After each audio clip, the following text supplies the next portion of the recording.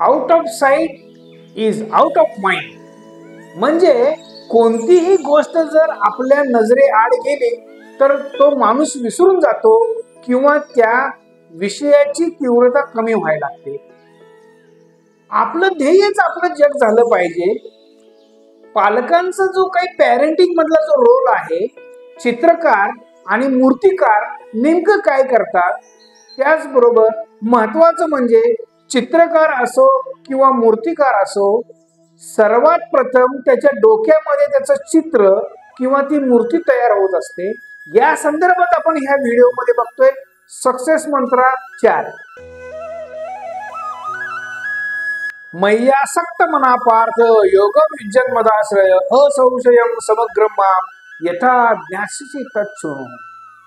भगवंत गीतेमध्ये काय म्हणताय, मय्यासक्त मना पार्थ, तू माझ्यामध्ये आसक्त हो आणि ज्याप्रमाणे विभूती किंवा शक्ती ऐश्वर गुणांनी युक्त अशा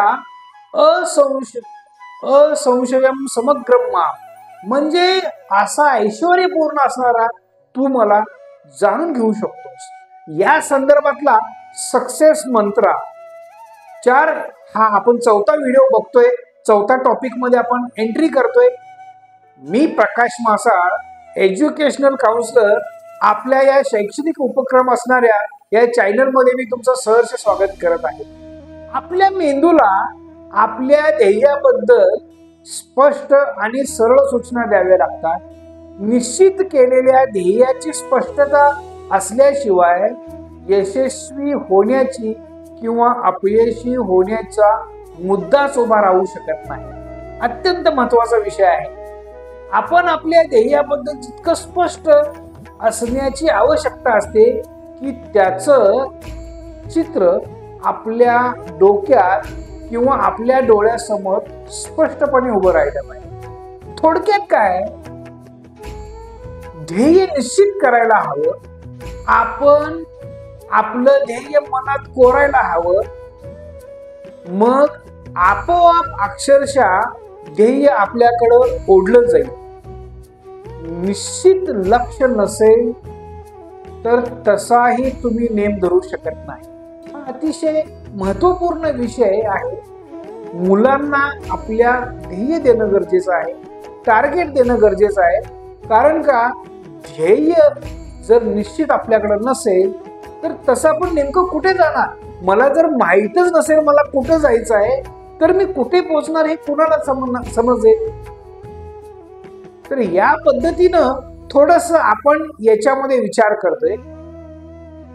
out of site is out of mind, म्हणजे नजरेआड गेलेली कोणतीही गोष्ट तो माणूस विसरून जाऊ शकतो किंवा त्याची तीव्रता कमी होऊन जाऊ शकते। आपलं ध्येयच आपलं जग झालं पाहिजे। पालकांना मी नम्रपणे इथं सांगू इच्छितो, पालकांची भूमिका ही एका चित्रकाराप्रमाणे किंवा एका मूर्तिकाराप्रमाणे मुलांबाबतीत असते। चित्रकार नेमकं काय करतो, त्याला जे आवश्यक आहे तो चित्रामध्ये त्या कागदावर उतरवत असतो आणि मूर्तिकार काय करतो, त्या दगडामध्ये किंवा त्या लाकडामध्ये असणारी, त्या धातूमध्ये असणारा नको असणारा भाग बाजूला काढला की सुंदर आणि आकर्षक अशा मूर्तीची रचना तयार होते। महत्वाचं म्हणजे चित्रकार असो किंवा मूर्तिकार असो, सर्वात प्रथम त्याच्या डोक्यात ते चित्र किंवा मूर्ती तयार झालेली असते आणि त्यानंतर तो चित्रकार किंवा तो मूर्तिकार ते वास्तवामध्ये आणत असतो।